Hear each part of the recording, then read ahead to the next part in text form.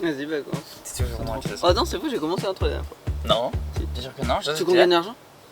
Ah, tu vas vers le même. Alors en même temps, il utilise les mêmes gimmicks. Oui, bah c'est. Tu sais, faut devenir un mème un peu. T'as pas besoin de parler pour être un mème. Planche de surf, ça sert à rien.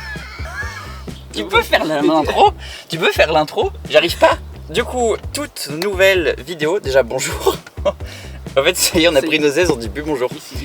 On va vous présenter donc aujourd'hui 3 objets du monde de la van life. 2 qu'on a achetés très récemment et un qui va vous paraître un petit peu plus, on va dire, qu'on rencontre un peu plus souvent, mais qui est toujours utile. Et on va vous faire une présentation de leur utilisation et slash installation s'il y a besoin. Comme ça vous pourrez un peu les découvrir. Ça va peut-être pas convenir à certains, c'est des objets qui sont un peu précis, mais ça peut toujours être utile. Donc restez sur la vidéo parce que c'est des objets un peu insolites. Des objets insolites!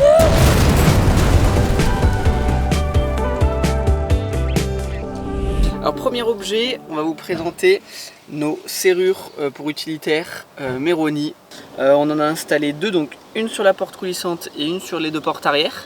Alors ça s'installe assez facilement, on a mis en tout 2 heures pour les installer avec des vis, des très longues vis avec écrou de frein, donc bien planté dans la carrosserie, ça a l'air de vraiment bien tenir.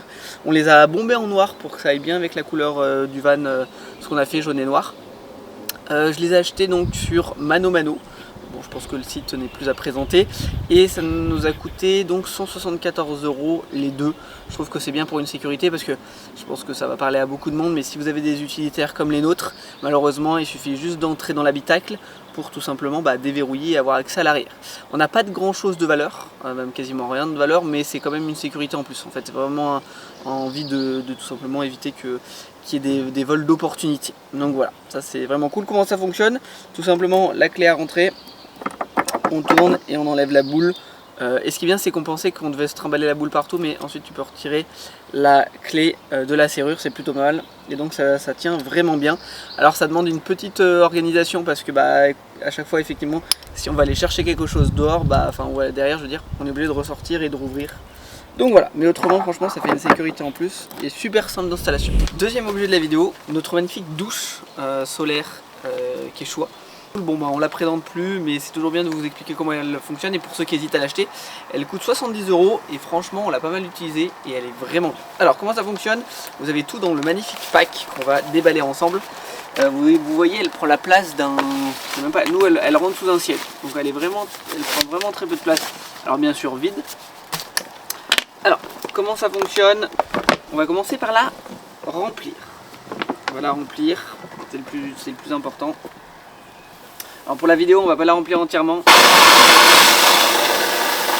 toute façon, bien sûr, toute l'eau de la vidéo sera utilisée pour arroser les plantes. On va pas gâcher. Donc, vous avez à planter ce magnifique tuyau. Enfin, c'est pas vraiment un tuyau, ça permet le système de pompage. Ça se branche. C'est caché en dessous. Hop. Vous avez donc un embout juste ici qui vous permet, donc vous allez le clipser et donc là ce que vous avez à faire c'est pomper un max, la partie la plus pour chasser l'air. Comment on voit que c'est bien?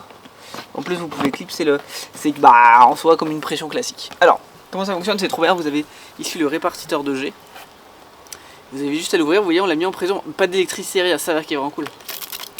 Et voilà, vous avez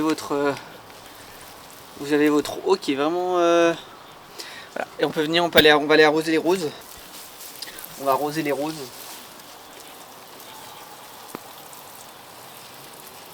Et donc on va vider l'eau. Là on en a bientôt plus. Très bien. Donc là c'est vide un max. Et là il vous reste une étape à faire qui est très importante. Votre douche elle est toujours sous pression.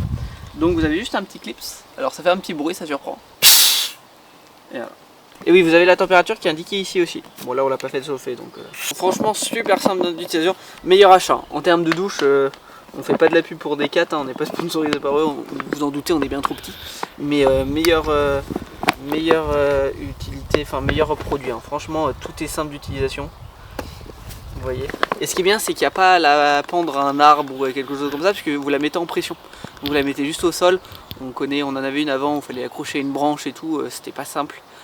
Bon, on n'est pas grand donc ça va, on peut se mettre sous des endroits un peu petits, mais il suffit de faire 1m90 et tu es obligé de brancher ta douche super haut. Donc voilà. Et ce qui est vraiment bien, vous pouvez franchement vous pouvez la ranger dans un... Vous avez ça qui se rentre dessous. Et vous la rangez voilà, vous la rangez sous votre siège. Vous avez la cabine si vous voulez un peu plus d'intimité. Vous avez la cabine toujours de la même marque. Ça se déplie quoi. Ça se déplie aussi, c'est comme un truc de seconde. Je crois que ça vaut quand même son petit prix. Hein. Le même prix que la douche. 70 € aussi, donc voilà, pour vous équiper. Mais ce qui est bien, voilà, si vous êtes en spot nature, puis même si vous voulez vous doucher en maillot de bain, alors ne le faites pas en pleine ville, mais c'est franchement très utile, ça nous a bien aidé en complément des douches de routier.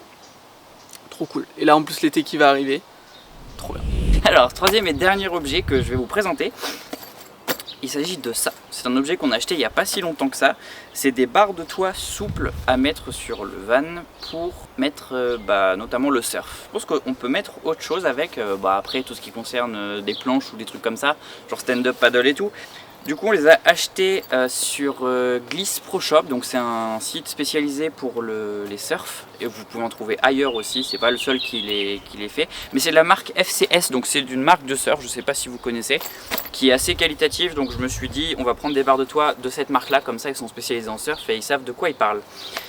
Et ça nous a coûté à peu près 70 €, c'est pas si cher que ça. Et vous pouvez quand même bien rouler apparemment avec, vous pouvez aller sur l'autoroute à 130, ça tient bien, ça peut faire du bruit, cependant si vous dépassez je crois les 100 km/h, donc faut pas s'inquiéter juste, tant que vous les avez bien attachés, normalement c'est fait pour. Et vous pouvez mettre aussi plus que 2 planches, je crois que vous pouvez mettre de 2 à 3 planches de surf dessus, donc c'est vraiment pas mal pour 70 balles quoi. Donc on va les installer pour voir ce que ça donne. En plus il y a un petit sac de rangement, donc c'est bien. Donc il y en a vraiment 2 et c'est à vous de les installer. Ça passe dans l'habitacle cependant. Nous on a des petits trous là où on met les barres de toit, donc peut-être qu'on va pouvoir les attacher ici. Ça va être un peu la surprise. Ok, du coup première étape, il faut bien les positionner sur le toit. Donc vous positionnez bien comme il faut les racks sur le toit. Et ensuite vous reprenez les 2 sangles, vous les faites passer vers les joints. Alors faire attention parce que ça peut un petit peu abîmer les joints. Vous retenez les joints tant que vous serrez. Mais normalement ça devrait le faire, faut juste pas faire comme un gros bourrin quoi. Et ensuite ici tout est expliqué, vous avez même plusieurs boucles à passer, mais il y a des petits numéros sur les boucles qui permettent de savoir quand passer, dans quel ordre, donc c'est pas mal du tout, c'est bien construit. Et du coup on passe dans les sangles, dans les boucles pardon.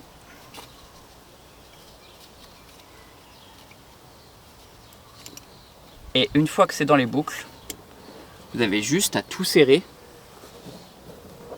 Hop là, bien comme il faut. Alors, sur des petites voitures, ça peut un petit peu gêner. Donc, pour des gros trajets, ça doit être un petit peu pénible, je pense. Mais sur des véhicules comme le nôtre, ça ne nous gêne pas du tout, quoi. Vraiment, là en plus, c'est plus vers l'arrière. Donc, voilà. Et comme je disais tout à l'heure, ça fait un petit peu de bruit quand vous roulez vite, mais si vous avez bien accroché, c'est normal, c'est juste qu'il y a une petite prise au vent. Bon, c'est la fin de cette vidéo, j'espère que ça vous a plu. N'hésitez absolument pas à commenter si vous avez des objets même similaires ou d'autres objets qui vous sont très utiles aussi en van et en road trip. On vous mettra plus d'informations en description, les liens de nos produits. Si vous intéresse. Si vous avez d'autres questions auxquelles on n'a pas pu répondre, n'hésitez absolument pas aussi à commenter, à mettre un pouce bleu, c'est même plus le pouce bleu maintenant, c'est un pouce en l'air. Un pouce en l'air, et à vous abonner, ça fait toujours vraiment plaisir, et à nous suivre aussi sur tous nos autres réseaux, Insta, TikTok, pour suivre plein d'aventures et plein de choses comme ça. Allez, on vous dit ciao.